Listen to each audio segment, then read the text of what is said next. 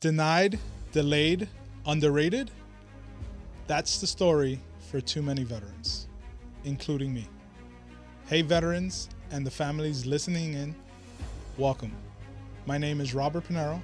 I'm a Marine combat veteran and the founder of Veterans Educating Veterans. I've served 2 tours in Iraq, and like many veterans, I know how hard it is to get service connected and navigate the VA system. After service, I was frustrated, in pain, and told no more times than I can count, even by VA attorneys. So instead of giving up, I decided to learn the VA process myself. That's what Veterans Educating Veterans is built on. We educate and guide veterans through the VA compensation process, step by step, helping you understand how the system works so you can move forward with confidence, not confusion. I do this work alongside my wife, Jillian, and 4 our 2 daughters because our families live with the impact of service long after the uniform comes off. You deserve the benefits you've earned, not just for yourself, but for the family that stands beside you. Welcome to the War Room. The War Room by Veterans Educating Veterans.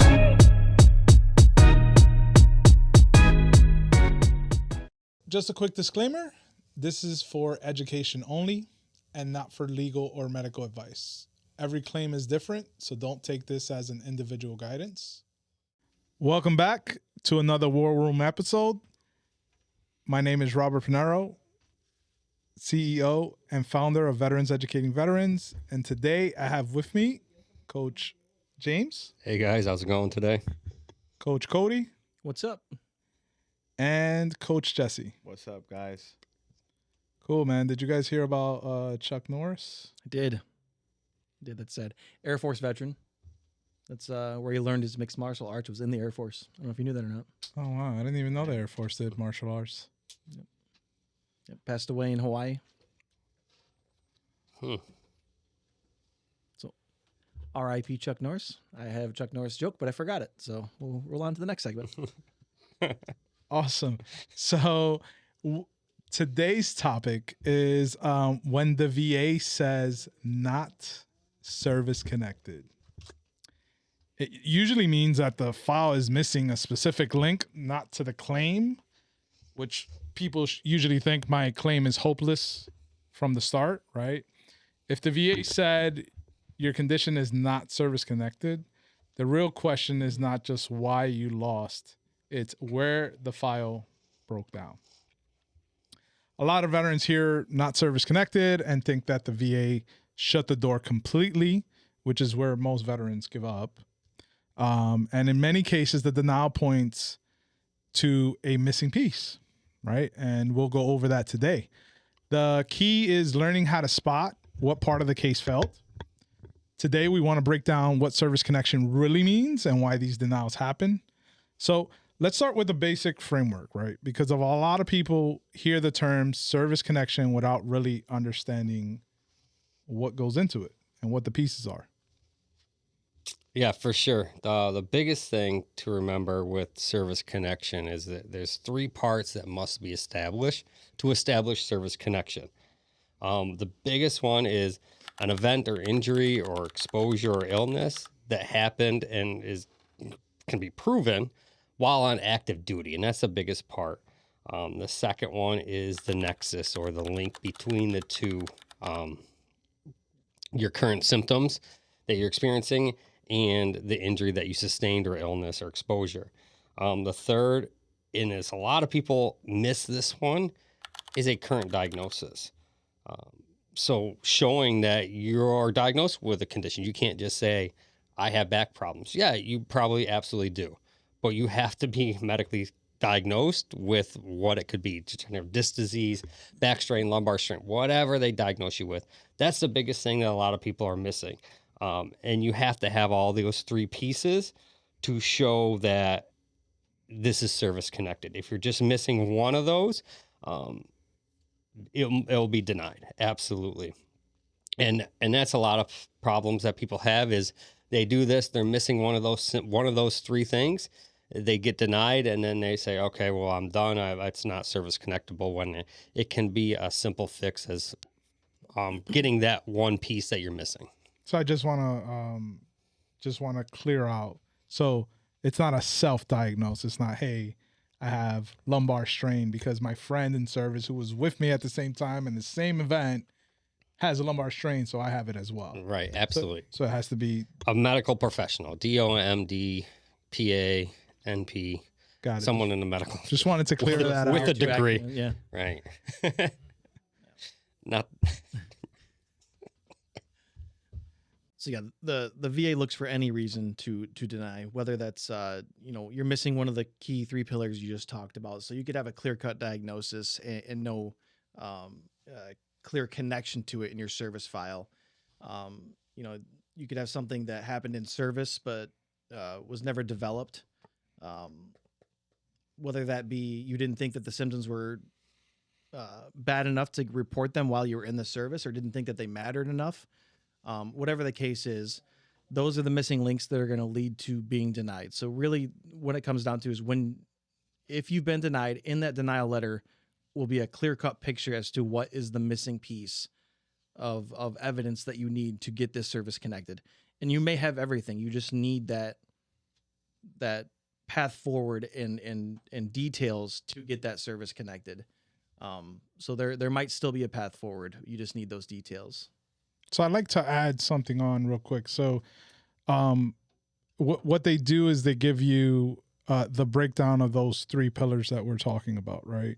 So in that denial letter,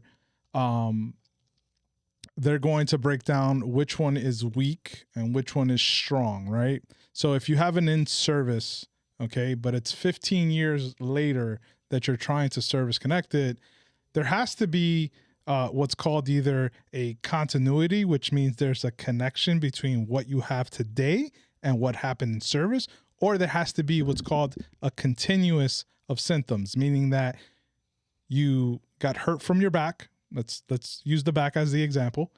You were hurt in your back, and now you continue to have pain in your back, right? Which causes also functional impairments, which means you can't bend over, grab bags, and things like that. And you need to describe during that time what you did. If you didn't go to the doctor, you have to explain it, right? And this is where these veteran claim consulting companies or what the VSOs and other people that are allowed to help you with your claim are supposed to do. So this is why it is super important to understand what the VA is giving you, and when that letter comes out, to have somebody look at it that actually knows what they're looking at, to kind of explain it back to you on what you're missing. It will tell you an idea of what you're missing, but you will not fully understand it unless somebody reviews all the evidence in there. So a lot of veterans have lived with the issues for so long that they forget how we even started. Example, one of my clients came in talking about his jaw hurting, and he provided his service treatment records, and once we look through them, we see that there was an event injury that happened with his jaw being hit while he was in service. So a denial is often less about no chance and more about missing proof. So let's talk about the specific kinds of proof veterans often overlook when the VA says not service connected. Yeah, so what a lot of times veterans overlook, their symptoms during service absolutely matters. Even if the treatment was limited, so you went to BAS or your medical one time for an ankle sprain or back injury. What really matters is that symptom for that chronic issue. It's a chronic issue. It continues. So even after service, you are still having problems with that back. And it may not be every day, but it doesn't mean that you don't have continuation of these symptoms.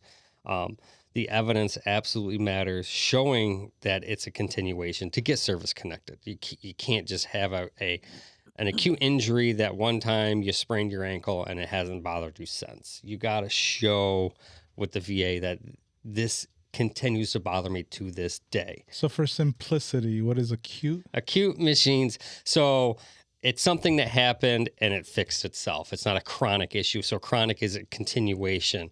So, if you got a cold one time, it went away, that's an acute problem. It's Got it. something happens one time, it's gone in a week, and now you have no lasting effects from it. A chronic issue is me. I broke the arch of my foot 3 times when I was in the military, 3 different occasions. And now I have a flat foot because of it, and it is service connected. So it gives me chronic problems to this day because of the natures of the breaks that I sustained in my metatarsals. So the claim, definitely needs to be clear, not, more clear cut. Just because you don't think it's a clear cut or it's lacking evidence, it could be in there as definitely if it's documented. Just because the person that wrote up your medical evidence doesn't look like it's as detailed as you think it is, as long as it's documented, at least we have something we can go off of and we can investigate farther and see if that's something that is still bothering you. So some of those, like you said, those key pieces of evidence, that evidence that you need to get service connected, what that's going to look like is going to be your service treatment records and what you just talked about. It doesn't have to be perfect, right? So STRs or service treatment records are going to be huge. Buddy statement letters are going to be very big in this. Medical opinions as well are going to be huge.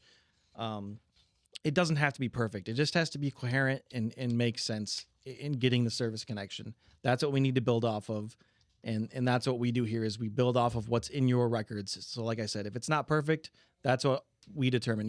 We're going to make it work with what we have. So I just want to clear up what you said. So buddy statements are used for so the only pillar it can't be used for is diagnosis, number 1, right? It can be used for people who were in service with you who can testify to the testimony of either the actual event or the actual continuous of symptoms, right? Because sometimes being in the military, you can't constantly go to medical. Let's call that what it is. Your upper chain of command is very tough on you, doesn't allow you to go. But these other people can testify or write a statement saying that they did see the continuous of symptoms. As well, it can also be used with what's going on today, right? And what symptoms you have today. So these people can write statements about what's going on today. And VEV actually has a way of getting these buddy statements and who to have to prove all these pillars and any gaps that you're missing for medical records. Well, to piggyback on that, family and friends may be able to describe how your symptoms are after service. Like you said, they're the ones that see, especially your family, your wife, your kids, see the difference between when you were in service. Even when you were in service, when you go home and you got to put patches on your back or take these pills and stuff just to go to work the next day. Or give me a massage. After service, get you a massage. Those people that are closest to you can help your claim with a buddy statement. So once you know the missing piece, the next step is not random refiling, right? It's providing either those items that are missing or giving them different medical opinions. It depends on where your case is. It's like I said before, your case is a fingerprint, right? Your case may be different from the next person, even though they were there at the same time, same place, same event. It still can be different. So this is where a lot of veterans waste time. They refile without knowing what they're trying to repair. Yeah, absolutely. So fixing the problem the right way. So depending on each claim, it's going to be different. If it's missing a diagnosis, fix the diagnosis. Go get one. Go get treated for it, showing that it's still bothering you. If it's missing the in-service event, we got to find that. That might be strengthened with buddy lay statements because the injury was only reported one time in medical, showing how, hey, yeah, I went there. They didn't do anything that I felt was significant, so I just treated it on my own with Motrin and water and changed my socks. And then the third thing could be, okay, well, maybe you're missing a nexus. So we can focus on connecting that injury to your current symptoms. So that's the nexus. Rather with that being also with statements can help support that. Because again, you're just so used to, well, I went to my doctor. It took me 6 months to get an appointment. They did nothing. They did an x-ray. Again, gave me Motrin and sent me on my way, which I can just do that on my own. Why am I paying this copay and my time missing work to go do this when I can do it on my own? You know, those statements help support that and paint that picture, the full picture of how this injury that happened is the reason you're still having problems to this day. So again, it, like Rob said, it's not a clear cut, you know, per each case. It all depends on your case specifically and why it was not approved. Yeah, absolutely. A lot of that starts with reading the decision and why they denied you in the first place. Like Rob said, that's kind of a foreign language when it comes to trying to read those decisions.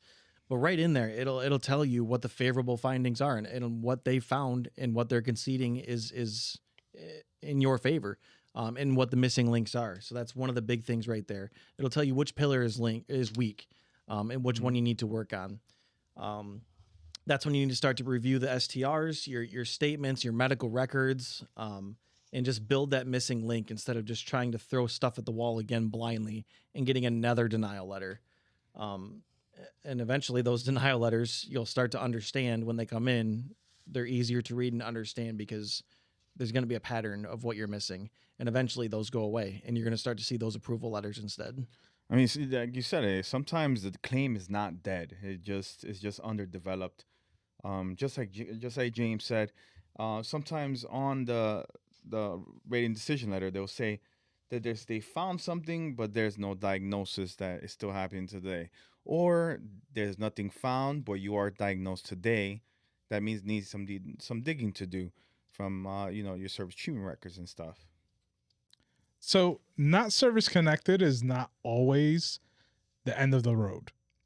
A lot of these denials point to a specific gap, right? So that's one of those 3 pillars. Veterans need to read denials like a clue, not just a rejection. So the denial usually tells you the missing piece if you know how to read it. If you don't, contact us, make an appointment. We'll be glad to take a look at your denial as well. Thank you for joining us. Like and subscribe, and leave us a note if you want us to talk about a certain subject. See you on the next one. Catch you on the flip side. The War Room by Veterans Educating Veterans.